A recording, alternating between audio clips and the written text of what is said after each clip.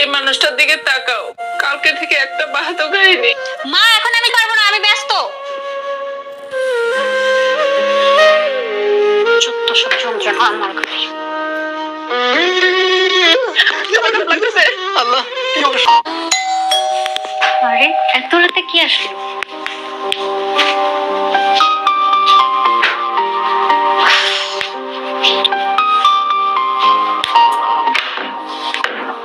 আসসালামু আলাইকুম ভাবি। আরে বাইজিৎ ভাই, আপনি এত রাতে আর কিভাবে ঢুকলেন ভিতরে? আরে কি বলছেন ভাবি, আমার বন্ধুর বাসায় আমি আসবো, দারোয়ানের বাচ্চা আমাকে আটকাবে, এটা কি বললেন আপনি? তা ঠিক আছে, তো এত রাতে কেন আসছেন কিছু বলবেন? ইয়ে ভাবি, এমনি একটু গল্প গুজব করার লাগে। আপনার বাড়িতে একা থাকেন, আমারও তেমন কোনো বন্ধু বান্ধব নাই। তাছাড়া ভাবি এত রাতে বাইরে দাঁড়ায় থাকবো, চলুন ভিতরে গিয়ে কথা বলি। হ্যাঁ ভাইয়া, সমস্যা নেই। আর তাছাড়া আমি জেগে আছি, আসেন ভিতরে আসেন। আচ্ছা ওখানে বসেন, হ্যাঁ আমি দরজা লাগাই। অবশ্যই, ধন্যবাদ।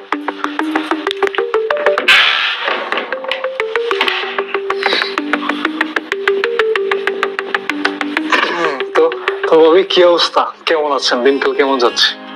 খাওয়া দাওয়া করছেন নাকি? আর আপনাকে বিয়ের প্রথম দিন যেরকম দেখলাম, এখন আগের থেকে অনেক আপনি শুকাই গেছেন। নিজের যত্ন নেন না মনে হয় না? আমার বন্ধুটা এত সুন্দর একটা বউ রেখা কিভাবে প্রবাসে থাকে আমি আসলে এটা বুঝি না। তাছাড়া আপনি এত বড় একটা বাড়িতে একা একা কিভাবে থাকেন, ভয় হয় না? কষ্ট তো একটু হয়, কি করব বলেন। রাইখা তো গেছে দুইটা বুড়া বুড়ি, অনেক জ্বালায় আমারে, সারাটা দিন জ্বালায় তেজপাতা করে ফেলে। নিজের দিকে একটু দেখার মতো সময়ও পাই না, তাই তো আমি এরকম হয়ে গেছি। ভাবি একটা জিনিস ভাবতাছি, আমার বন্ধু এত সুন্দর একটা বউ রেখা কিভাবে থাকে বিদেশে, এত দিন হয়ে গেল কোনো খবর নাই। মানে আমার যদি মনে করেন যে এরকম সুন্দর একটা বউ থাকতো, আমি এক সেকেন্ডের জন্য, এক পলকের জন্য আমি বাইরে থাকতাম না। সবসময় আমার বউটারে ফুতুরের মতো সাজায় রাখতাম আমার চোখের সামনে, ঘরে লকডাউন দিয়ে দিতাম। আমার বন্ধুটাও কি বুকা, বিয়ার একটা মাসও পার হইলো না, বউ রেখা বিদেশ চলে গেল। আসলে ভাই, আপনি আমার কষ্টটা বুঝলে কি হইব, আমার হাজবেন্ড বুঝে না, ঠিক মতো আমার সময়ও দেয় না। কতবার ফোন দিছি, ফোনটাও রিসিভ করে না। কি করব বলেন, একা একা কষ্ট করে থাকতে হয়। আরে ভাবি, আপনার এই কষ্ট কেউ না বুঝলো আমি কিন্তু ঠিকই বুঝি ভাবি। এই কারণে তো মনে করেন যে মাঝে সাঝে আপনার লগে কথা কইতে আহি, চেষ্টা করি, কিন্তু আপনি তো সাড়া দেন না। আসলে আমি তো কথা বলতে চাই, কিন্তু ওই যে বুড়া বুড়ি আছে না, ওর ছেলেকে কল দিয়ে সব বলে দিবে, এই জন্য কারোর সাথে কথা বলতে চাই না। আরে হ্যাঁ ভাবি, বুড়া বুড়ি আসলে একটু ঝামেলা করে। ভাই থামেন, আপনার বন্ধু কল দিছে। হ্যাঁ আচ্ছা ভাই, আপনি আরেকদিন আইসেন, আপনার বন্ধুর সাথে আমি কথা বলি। আচ্ছা ঠিক আছে।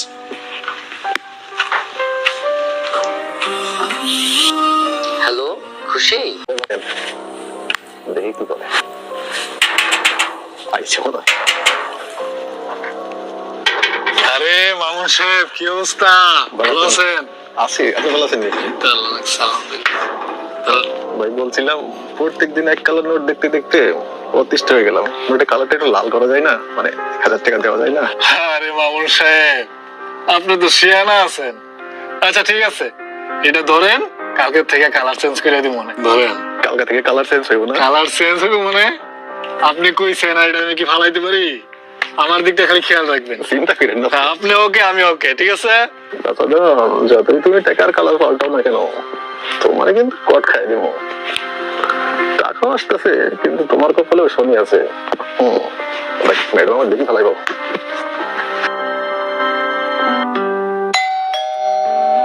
এখন আবার কে আসলো? কি অবস্থা ভাবি? যা, তুমি কি এখনো ভাবি বলবে? চল। আরে আসো, আজকে একেবারে পুরোপুরি প্রস্তুতি নিয়ে আসছি।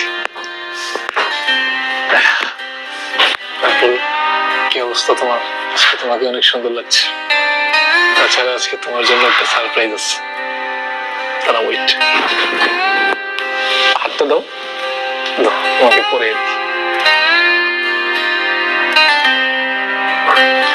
তোমার হাতে ডায়মন্ডের আংটিটা ভীষণ মানিয়েছে। ওয়াও, রিংটা কি ডায়মন্ডের?